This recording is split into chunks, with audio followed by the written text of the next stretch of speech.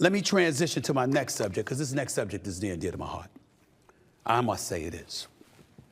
Because, you know, it seems that the Dallas Cowboy fans are not the only people extremely upset with the team's latest playoff failure, in case you haven't noticed. Several family members of prominent players actually have been on the record speaking out regarding the team. CeeDee Lamb, star wide receiver, his mama, Lita Ramirez. Look at what she posted on Facebook. Quote, Dak isn't it. Dak Prescott's brother Tad, he wrote on X, formerly known as Twitter, quote, Cowboy fans, why continue to DM me? Trust me, if I could get Dak to leave Dallas, I would.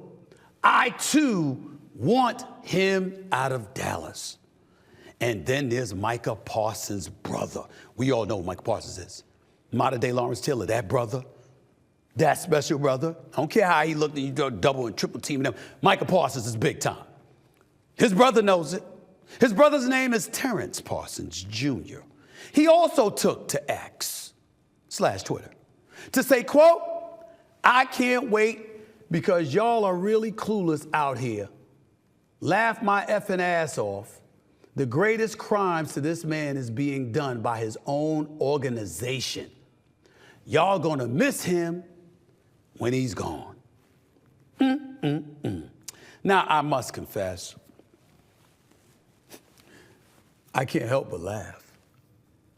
I mean, I have to admit, I got to take credit for this. You see, Dallas Cowboys Nation is divided. Y'all are fighting with each other. Y'all ain't got no love for each other now. This is beautiful. This is beautiful. The nauseating, disgusting fan base that you are that gets on my last damn nerves. You're now getting on each other's nerves. I love it. And I'll tell you why in just a minute. And I say just a minute because before I give you my response, there is a response from Mr. Micah Parsons himself following what his brother, Terrence Parsons Jr., tweeted. Quote, any comments made by Terrence Parsons Jr. are his and his alone. As you know, if I have something to say, I'm not afraid to say it.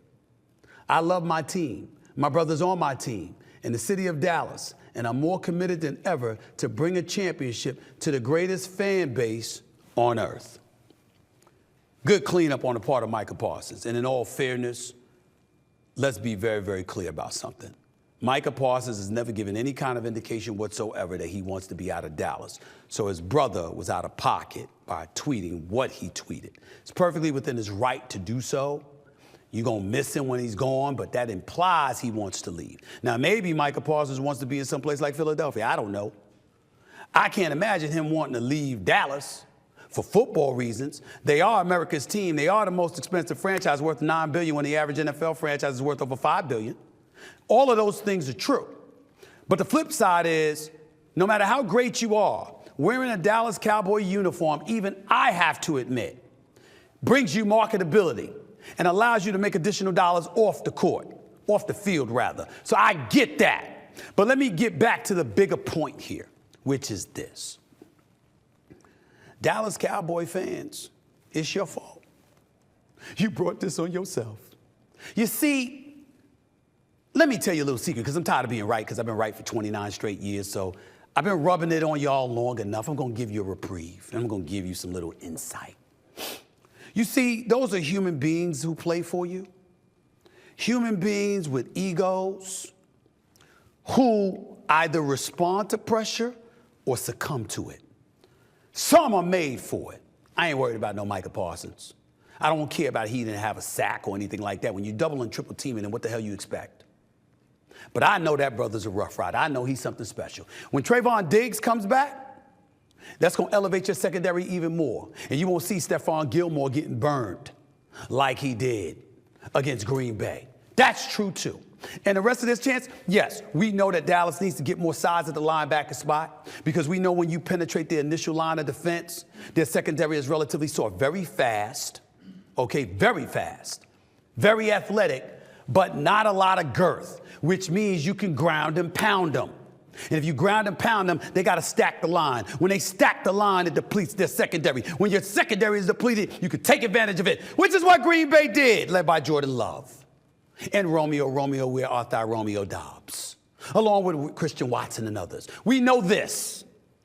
But here's what I was trying to tell y'all about the Dallas Cowboy fan base, which plays into my hand like a bunch of puppets. You feel the pressure because you remember the 5 Super Bowls you got. The Roger Staubachs of the world, the Troy Aikmans of the world, the Michael Irvin, Emmitt Smiths of the world, primetime Deion Sanders of the world, people like that, Charles Haley and all of those other. Yeah, I get all of that. You remember that. All I do is remind you. It's going to make you sweat a little bit. It's going to make you shiver and panic a little bit. It's going to build the anxiety. And you're going to put that on the players. And then they're going to fold like cheap tents when it counts most. You keep doing it. You keep doing it. I've gotten to the point where I've gotten bored with being right. You play right into my hands every time. Did you notice weeks ago when I sat up there and said, Cowboys might be the best team in the NFC? You really think I meant that? You really think I meant that? Of course I didn't. Of course I didn't. You understand? I told you. I said, hey, this is what's going to happen. That same fan base that passes gas and tells the world it's perfume, that same fan base that'll sit up there and spit in your face and tell you it's rain, is that same fan base. All you got to do is say, I see greatness. And they're going to go like this. Yeah, we're going to win the Super Bowl. We're going to win the Super Bowl. And those expectations are too much for the personnel to handle. You don't have a bell cow at the running back spot. You got an elusive running back in Tony Pollard who's relatively small and can't handle the workload. You got a stud in CeeDee Lamb. You know what the problem with that is? Where's your number 2? I know it was supposed to be Brandon Cooks, but we know Dak Prescott ain't going to target him when times get tight. He's going to look for his number 1 option. You got Ferguson at your tight end spot. You understand? Who's pretty damn good, and I get all of that. But when you don't have a running game to worry about, you get to key on routes in between the seams because Dak ain't going to try to take those chances, so he's going to try to go wide right or wide left to CeeDee Lamb. Ain't going to work. And oh, by the way, Michael Gallup's on the squad too. But more importantly than anything else, you don't have the size.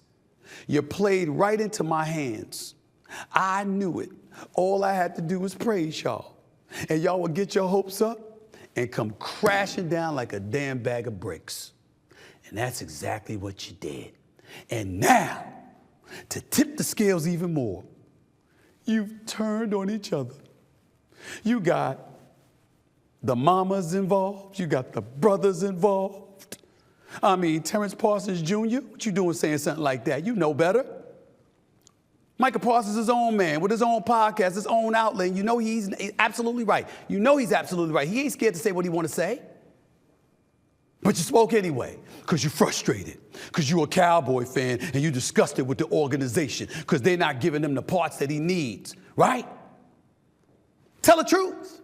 If you're going to speak Terrence Parsons Jr., tell the truth. Y'all don't believe in Dak, don't you? Ain't that true? Didn't I tell you it was true? And why does Stephen A. have the right to say this? Because I told you. Before the season began, I told you all of them was in Vegas. I told you the Cowboys were everywhere, including Jerry Jones. Everybody was supremely confident, except for when it came to the quarterback. They expected to produce against everybody else. They hoped they would produce versus, or hoped they would produce with Dak Prescott, I'm sorry. They were never secure. They were never confident.